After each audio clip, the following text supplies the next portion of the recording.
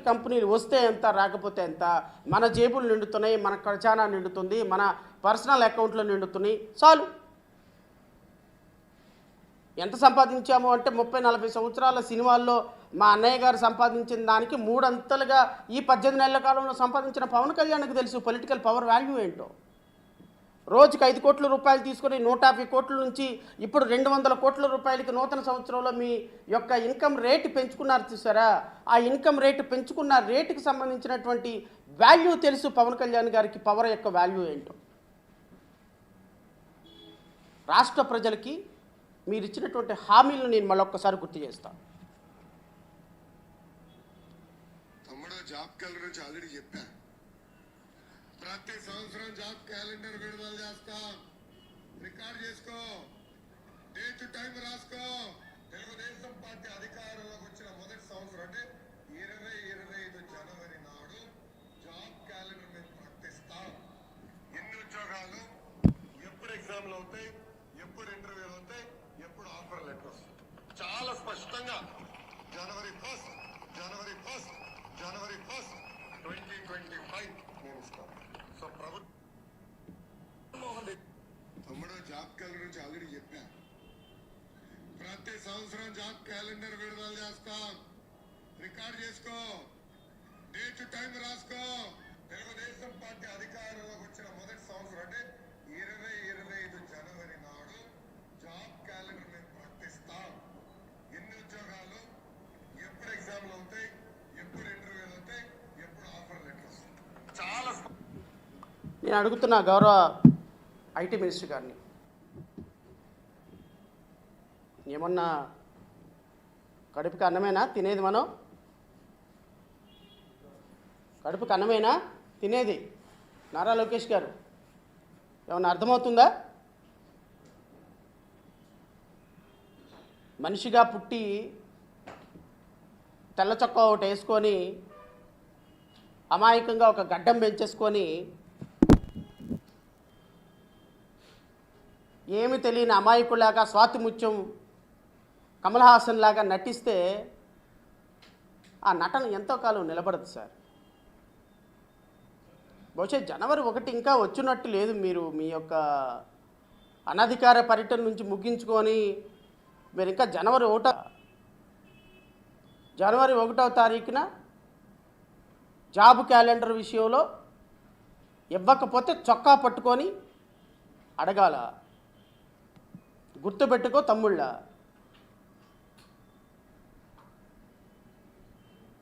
ఏమైనా స్పృహ ఉందా మీకు? రాష్ట్రంలో 60 లక్షల మంది నిరుద్యోగులు ఎప్పుడు ఉద్యోగాలు వస్తాయా, ఎట్లాగ ఉద్యోగాలు? 3,76,000 బ్యాక్లాగ్ ఉద్యోగాలు సార్.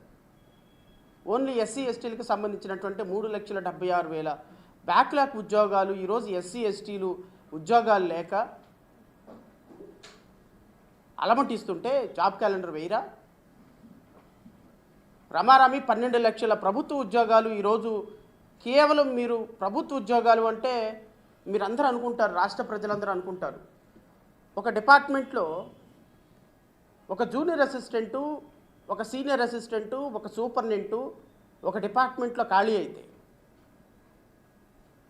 ఒక డిపార్ట్మెంట్లో ఒక R&B డిపార్ట్మెంట్లో ఒక 20 ఉద్యోగాలు, 20 మంది రిటైర్డ్ అయిపోయి లేకపోతే కొంతమంది చనిపోతారు. ఒక 30 ఖాళీలో 40 ఖాళీలో ఒక డిపార్ట్మెంట్లో ఒక బ్రాంచ్లో ఖాళీ అయితే ఆ ప్రభుత్వ ఉద్యోగాలని ప్రభుత్వ ఉద్యోగులుగా రెగ్యులర్ బేసిస్లో నియమించాల్సినటువంటి వీళ్ళు, ఇదిగో ఈ దుర్మార్గులందరూ కూడా పాలకులందరూ వచ్చి ఈరోజు ఆ 30 ప్రభుత్వ ఉద్యోగాలని కాంట్రాక్ట్ అవుట్సోర్సింగ్ బేసిస్తో నియమించడం, ఇదిగో ఈ చంద్రబాబు నాయుడు దుర్మార్గం నుంచే స్టార్ట్ అయింది. ఈ దుర్మార్గుడే ఆద్యుడు దానికి. ప్రభుత్వ ఉద్యోగాలని ఏ విధంగా కట్ చేయాలో ప్రపంచానికి రుచి చూపించి కాంట్రాక్ట్ అవుట్సోర్సింగ్ ఉద్యోగస్తుల్ని నియమించుకోవటం మొదలుపెట్టిన దుర్మార్గుడు ఇప్పుడున్నటువంటి ముఖ్యమంత్రి చంద్రబాబు నాయుడు. ఈ చంద్రబాబు నాయుడు యొక్క ఆలోచనతో పుట్టినటువంటి ఈ కాంట్రాక్ట్ అవుట్సోర్సింగ్ ఉద్యోగస్తులు ఈరోజు రాష్ట్ర వ్యాప్తంగా 12 లక్షల మంది they are suppose to be regularized. అవన్నీ కూడా ప్రభుత్వ ఉద్యోగాలే. అసలు కాంట్రాక్ట్ బేసిస్ తోటి ఉద్యోగాలు చేయటం ఏంటండి? ఎక్కడుంది అసలు ఆ పదం? ఒక వ్యక్తికి ఒక రెగ్యులర్ ఎంప్లాయ్మెంట్ కల్పించాల్సినటువంటి బాధ్యత ప్రభుత్వాన్ని.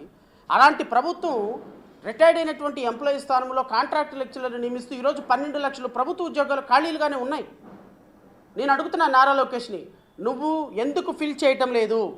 ఏ డిపార్ట్మెంట్లో ఎన్ని ఖాళీలు ఉన్నాయో నేను ఇస్తాను నీకు డేటా. మీరు ఎందుకు ఫిల్ చేయటం లేదు? రెగ్యులర్ జనవరి 1వ తారీఖున ఎందుకు జాబ్ క్యాలెండర్ ఇవ్వలేదు? ఇప్పుడు నిన్ను ఎక్కడ చొక్కా ఇప్పి ఎక్కడ తనాలి? నిన్ను ఏ రోడ్డు మీదకి లాక్కురావాలి? నిన్ను యువకాలంలో నువ్వు చెప్పినటువంటి హామీలకి చేస్తున్నటువంటి పనులకి వెళ్ళి దావూస్లో వెళ్ళి దాక్కుంటావా? సింగపూర్లో వెళ్ళి దాక్కుంటావా? ప్రభుత్వం అధికారిక మీరు ఇచ్చినటువంటి హామీలు, ఈ హామీలు వినే రాష్ట్ర ప్రజలు మీకు ఓటేశారు. నేను ఇంకొకసారి మళ్ళీ వినిపిస్తా. తమ్ముడు జాబ్ క్యాలెండర్ గురించి ఆల్రెడీ చెప్పా. ప్రతి సంవత్సరం జాబ్ క్యాలెండర్ విడుదల చేస్తాం. రికార్డ్ చేసుకో, డేట్ టైం రాసుకో. తెలుగుదేశం పార్టీ అధికారంలోకి వచ్చిన మొదటి సంవత్సరం అంటే 2025 జనవరి నాడు జాబ్ క్యాలెండర్ మేము ప్రకటిస్తాం. ఎన్ని ఉద్యోగాలు, ఎప్పుడు ఎగ్జామ్లు అవుతాయి, ఎప్పుడు ఇంటర్వ్యూలు అవుతాయి, ఎప్పుడు ఆఫర్ లెటర్ వస్తుంది. ఎప్పుడు ఆఫర్ లెటర్ వస్తుంది రాసుకో, రికార్డ్ చేసుకో, డే టు టైం రాసుకో.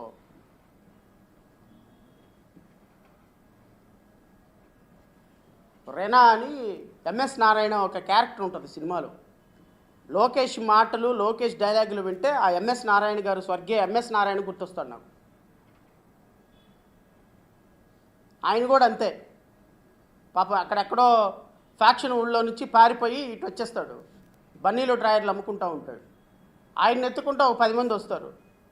ఏమన్నా నువ్వు తల పీకలు కోసినటువంటి నువ్వు బన్నీలో డ్రాయర్లు అమ్ముకుంటున్నావు, ఇంత గొప్ప సీమ ఫ్యాక్షనిస్ట్వి, ఒక్కసారి తొడగొట్టన్నా చూడాలని ఉంది అని. నేను అడుగుతున్నాను నారా లోకేష్ గారిని, సార్ ఒక్కసారి జాబ్ క్యాలెండర్లు రిలీజ్ చేయండి సార్. ఆయన తొడగొట్టలేడు, ఈయన జాబ్ క్యాలెండర్లు రిలీజ్ చేయలేదు. ఆయనేమో ఫేక్ ఫ్యాక్షనిస్టు, ఈయనేమో ఫేక్ పొలిటికల్ లీడర్. రాష్ట్ర ప్రజలు ఈ మాటలు నమ్మే కదా యువత మీకు ఓట్లు వేసింది అంటున్నా నేను. 2025 జాబ్ క్యాలెండర్ ఇచ్చారా? జనవరి 1న ఇవ్వలేదు. 2026 జనవరి 1న జాబ్ క్యాలెండర్ ఇచ్చారా? ఇవ్వలేదు. మరి యువత ఎక్కడికి వెళ్ళాలి సార్? యువత ఎవరిని అడగాలి? ఈరోజు రాష్ట్రంలో ఉన్నటువంటి 12 లక్షల ప్రభుత్వ ఉద్యోగాలు, 3 లక్షల బ్యాక్లాగ్ పోస్టులు ఉద్యోగాలు ఖాళీలు ఎవరు ఫిల్ చేయాలి అని అడుగుతున్నాను నేను. మీరు ఈ మాటలు చెప్పి కదా అధికారంలోకి వచ్చింది, ఈ సొల్లు కబుర్లు చెప్పి కదా అధికారంలోకి వచ్చింది, ఈ మాయ మాటలు చెప్పి కదా అధికారంలోకి వచ్చింది. ఇదిగో ఈ అమలు కానీ హామీలు ఇచ్చి కదా ఈరోజు యువతను మోసం చేసింది. మరి 60 లక్షల మంది నిరుద్యోగులు ఈరోజు ఉద్యోగాల కోసం ఎదురు చూస్తున్నారు. మీరు ఫిల్ చేయండి. 12 లక్షల మందికి ఉద్యోగాలు వస్తే మిగతా వాళ్ళు మళ్ళీ నెక్స్ట్ ఇయర్ చూసుకుంటారు, ఆపై ఇయర్ చూసుకుంటారు. ఎప్పటికప్పుడు ఖాళీలు వస్తూ ఉంటాయి. ఎటు మీరు 20 లక్షల ఉద్యోగాలు కల్పన చేస్తామన్నారు కదా, ఆ 20 లక్షల ఉద్యోగాలు మిగతా వాళ్ళకి వస్తాయి. యువతకి మీరు ఇచ్చేటువంటి భరోసా ఏంటి? 2026 సంవత్సరంలో మీరు వెళ్ళి బాలీలో దాక్కుంటారా? మీరు హవాలా కుంభకోణంలో దోచుకున్న డబ్బంతా కూడా దాన్ని హవాలా కుంభకోణంలో లాక్కున్నట్టు దాచుకున్నట్టు సింగపూరు, దావోసు, లేకపోతే బాలి లాంటి ఊర్లోకి వెళ్ళిపోయి, దేశంలోకి వెళ్ళిపోయి మీరు డబ్బులు దాచిపెట్టుకోవటానికి కదా సార్ మీకు అధికారం ఇచ్చింది రాష్ట్ర ప్రజలు. రాష్ట్ర ప్రజలు ఇచ్చినటువంటి అధికారాన్ని ఇంత దుర్మార్గంగా వాడి ఈ రాష్ట్రంలో గాయపైపోతే మాట్లాడకుండా కూర్చోవాలా? నేను మీ ద్వారా రాష్ట్ర ప్రజలను అడుగుతున్నా, ఒక్కసారి గమనించండి. ఒక్కసారి మీరు గమనించండి.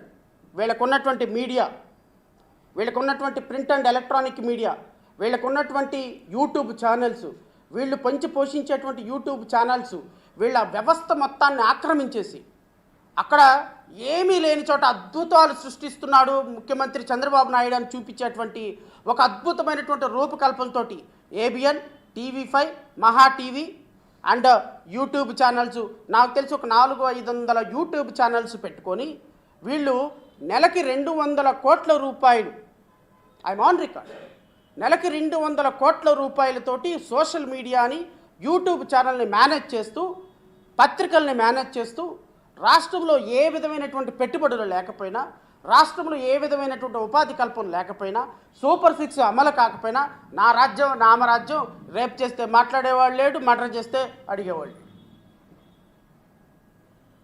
ఇలాంటి పరిపాలన చేస్తున్నటువంటి ప్రభుత్వాన్ని ఎందుకు నెత్తి మీద తీసుకొచ్చి పెట్టుకున్నామా అని రాష్ట్ర ప్రజలలో రామచంద్ర అని ఏడుస్తుంటే మీరు సీక్రెట్ టూర్లు చేస్తారా?